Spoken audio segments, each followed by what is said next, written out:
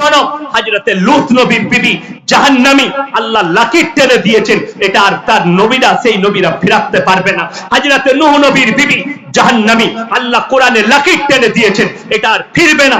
তারা নবী হওয়ার পরেও তাদের বিবিদিকে আর জান্নাতে নিয়ে যেতে পারবে না। আল্লাহ জাহান্নামী ঘোষণা করে কোরআনে লাকির টেনে দিয়েছেন। আমার ভাই, আমার মায়েরা, বোনেরা, যারা সমকামী হবে তারা জাহান্নামের উত্তর অধিকারী হবে। তোমরা মনে করো না এই তোমাদের পাপের কারণে গোটা মুর্শিদাবাদ জেলাকে গঙ্গার ভেতরে আল্লাহ ভরে দিতে পারেন, আটকাতে পারবে না। তোমাদের পাপের কারণে তোমাদের কম, তোমার গ্রাম আল্লাহ গঙ্গার তলায় ভরে দিতে পারে।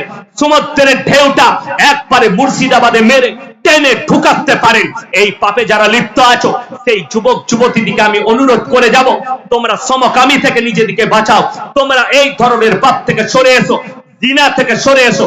আমার আল্লাহ কোরআনে অর্ডার দিয়েছেন, ওয়ালা তাকরাবুজ জিনা ইন্নাহু কানা ফাহিশা ওয়া সাআ সাবিলা। হে আমার নবী, ব্যভিচার করা তো দূরের কথা, যে রাস্তায় ব্যভিচার হয় সেই রাস্তার পাশে যাতায়াত করো না। আমি আমার যুবকদিকে বলবো, তুমি বহরমপুরে গেলে যে রাস্তায় পতিতালয় আছে সেই রাস্তায় দরকার থাকলেও যেও না, ওই দরকার অন্য জায়গায় মিটাও। যে রাস্তায় ব্যভিচার হয় সেই রাস্তায় যেও না। আমি দাওয়াত দিয়েছি, আজকে আবার এই মিডিয়াদের মাধ্যমে দাওয়াত দিচ্ছি।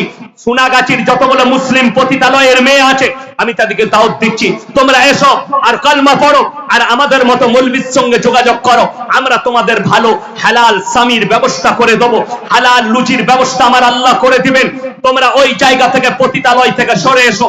যারা বর্তমান আর বহরমপুর আর আমাদের পশ্চিম বাংলার নয়, ভারতবর্ষের যতগুলো পতিতালয় আছে, সোনাগাছি থেকে আসানসোলের নিয়ামতপুর, নিয়ামতপুর থেকে বর্তমানের মহাজনটলি, ওখান থেকে বহরমপুরের যতগুলো নিষিদ্ধ পল্লীর মেয়ে আছে, যারা মুসলিম মা আছেন, মুসলিম বোন আছেন, আমি তাদেরকে অনুরোধ করব এই পাপ থেকে নিজেদেরকে বার করে নিয়ে এসো।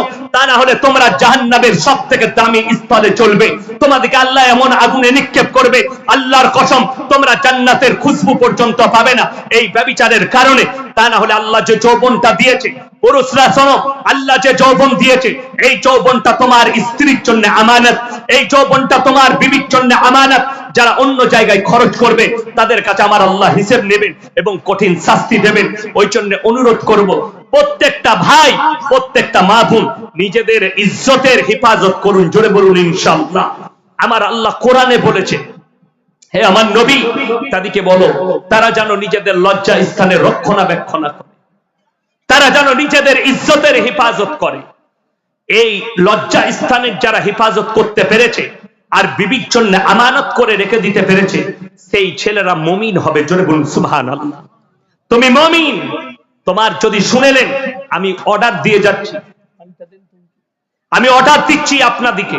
অনেক মা বাপ আছে ছেলের বয়স হয়ে যাওয়ার পরও ইনকাম নাই বলে বিয়ে দিতে চাই না, ঠিক কিনা কথা বলে? সেই মা বাপরা শুনেলেন, তার থেকে বড় অন্যায় কাজ আর কেউ করেনি। রুজির মালিক আল্লাহ। আমি যখন প্রথম ফারে ঘর পরে মাদ্রাসায় লেগেছি, বর্ধমানে খাগড়াগড় কাণ্ড যেখানে ঘটেছিল ওখানে একটা মাদ্রাসা আছে। আমার প্রথম জীবন সেখান থেকে শুরু করেছি পড়ানো। সেই মাদ্রাসায় যখন ছিলাম, আমার জীবনের মুর্শিদাবাদের মাটিতে প্রথম জলসা সুরুলিয়া মাদ্রাসা। আমার আব্বাজির শরীর খারাপ ছিল, আমার মুর্শিদাবাদের মাটিতে অভিষেক ঘটেছে সুরুলিয়া মাদ্রাসা থেকে। আমি গর্ব করে বলছি, সুরুলিয়া মাদ্রাসায় আমার আব্বাজির শরীর খারাপ ছিল। আমার বদরুল আলম ভাই শেখুল হাদিস, উনি বললেন ইয়াসিন ভাইকে পাঠাও, ফারেক হয়ে চলে এসেছে। বললে আরে ইয়াসিন কি জলসা করবে? বললে পাঠান। আল্লাহ আমার দ্বারা বলিয়ে নিয়েছিলেন।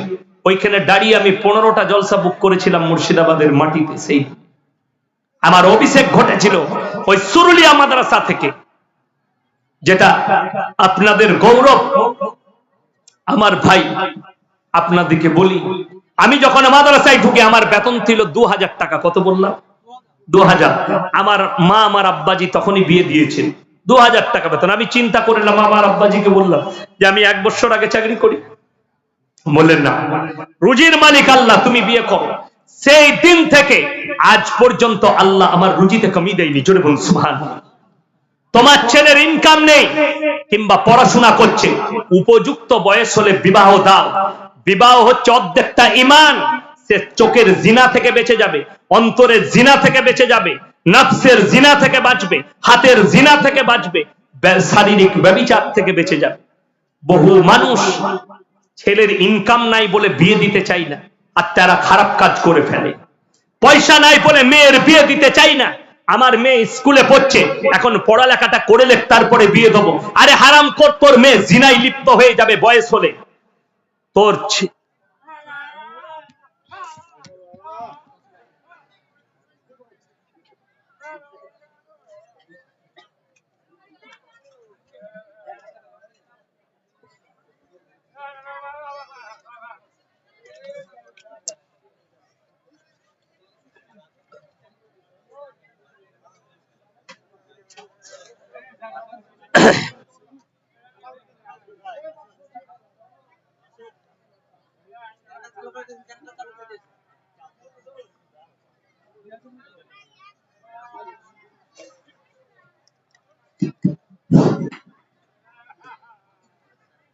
আমার ভাই, সকল ভাইকে অনুরোধ করব, তোমার মেয়ে স্কুলে পড়বে, আলহামদুলিল্লাহ।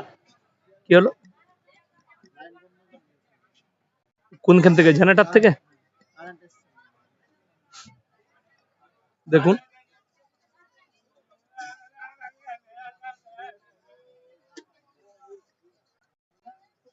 এসছে কারেন্ট। লাইনটা আপনার কেটে দিল কেন?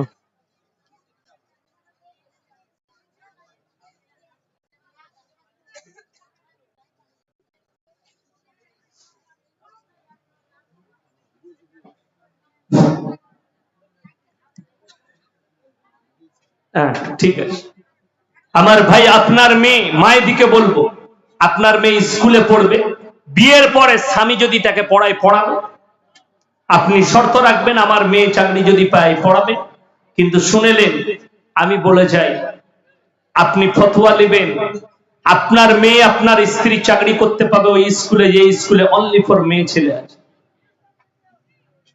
যারা চাকরির লোভে বেটা বিটির বিয়ে দিয়েছ, যারা চাকরির লোভে বিটির বিয়ে দিয়েছিলে, তারা দেখো ইন্দুর মারা বিষ খাও।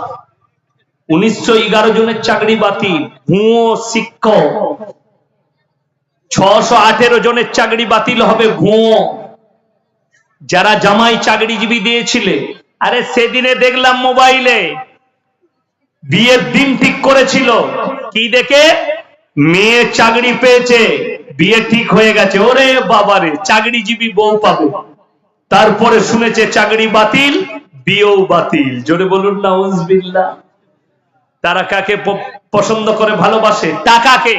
যারা টাকাকে মনে করেন টাকার দাম আছে, যারা টাকাকে প্রাধান্য দেন, টাকাতে সবকিছু হয়, টাকায় সুখ হয়, তারা একবার পার্থ বাবুকে গিয়ে জিজ্ঞেস করে আসুন, স্যার টাকায় কত সুখ? তোমাকে জুতো করে মারবে, বেরোবে। টাকাতে আমাকে জেলে ভরেছে, ঠিক কি না? তাকে জিজ্ঞেস করে এসো। ওই জন্য টাকায় সুখ নয়, আপনি মুমিন হন, আল্লাহ আপনাকে সুখ দেবে। জোরে বলুন সুবহানাল্লাহ। আপনি ইমানদার হন, আল্লাহ আপনাকে অল্প পয়সায় সুখ দেবে।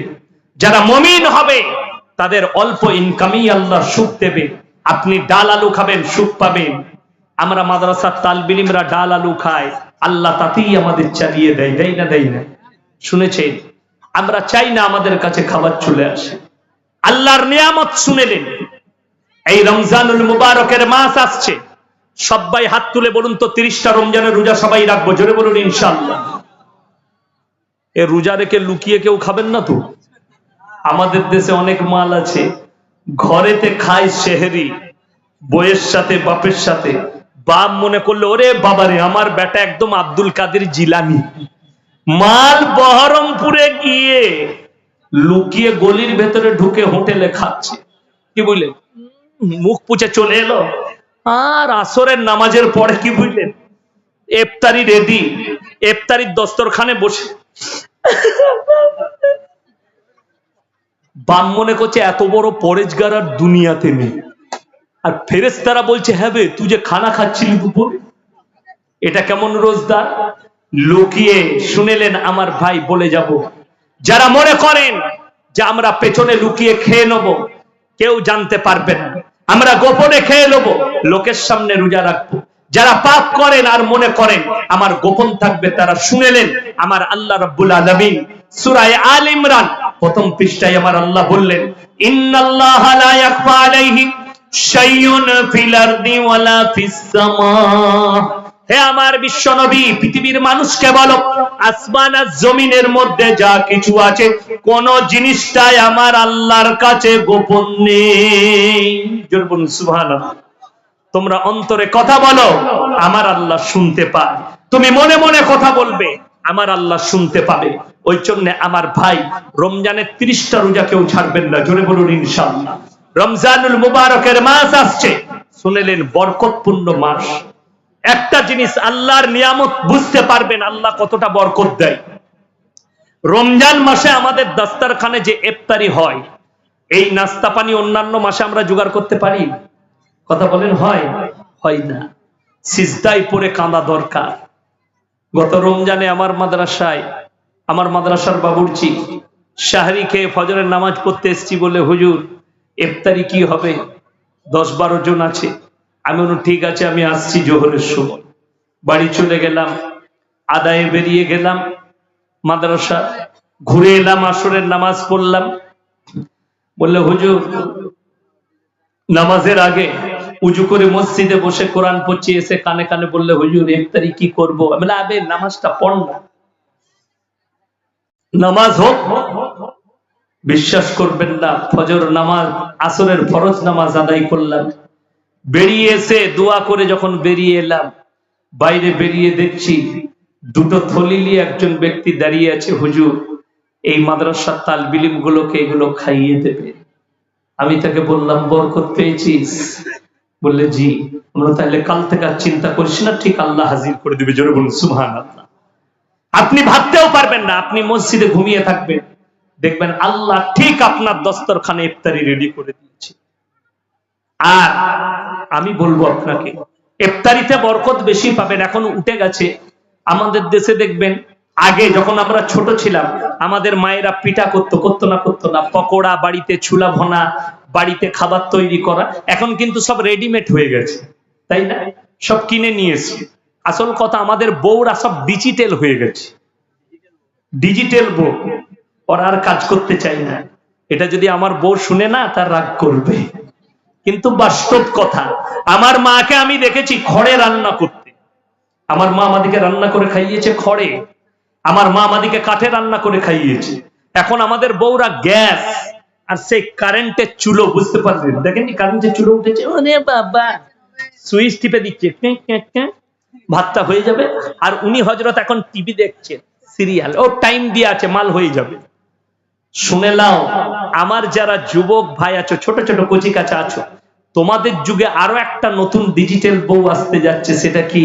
তারা বলবে আর রান্না করব না, হোম ডেলিভারি করে নাও। বুঝতে পারেননি? রেডিমেড মাল, ঘরে রান্না করবেন না, এত ব্যস্ত হয়ে পড়বে। আমি আমার গিন্নিকে বলি, আমি আমার মাকে দেখেছি মেহমানদের রান্না করা, আমাদিকে রান্না করে খাওয়ানো। শুধু তাই নয়, আমাদের 6টা ভাই বোনকে রান্না করে খাওয়ানো, স্কুলে পাঠানো, মাদ্রাসায় পাঠানো, এত কাজ। এবং বাড়িতে বড় গাই থাকতো, 8 কেজি 10 কেজি দুধের গাই। আমার মা নিজে গাই দোয়াতেন, আমি দেখেছি। ঘরের ভেতরে গাই থাকতো, নিজে গাই দোয়াতো। সে গায়ের দুধ 10 কেজি 12 কেজি ফুটতো। আমরা ভাইয়েরা সবাই গিলাসে করে, বাটি করে ঢেলে ঢেলে দুধ খেতাম। এখন আমাদের বউরা 2টি রান্না করছে আর আমাদের জামা কাপড় কাচছে, আবার গ্যাসে। তারপরও বলছে দাঁড়াও, সময় নাই, কাজ হচ্ছে না। আমি বলবো আল্লাহু আকবার, এতটুকু কাজে এরা সময় পাচ্ছে না, তাইলে কিয়ামত কত কাজে বুঝে নাও। আরো যত কাজে আসবে, মানুষের আয়ু কমে যাবে। এখন দেখতে পাবেন 30 বছর 40 বছরের যুবকরা স্টক করছে না, করেনি?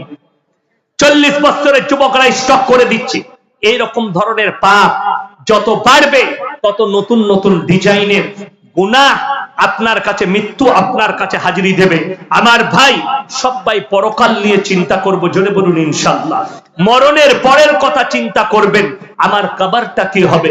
কবর হচ্ছে প্রথম মঞ্জিল, কোরআনে আল্লাহ তাআলা দুনিয়া সম্পর্কে মানুষকে বুঝিয়েছেন, ওমাল হায়াতুদ দুনিয়া ইল্লা মাতাউল গুরুর, এই দুনিয়া তোমাদের জন্য সম্পূর্ণ ধোঁকা।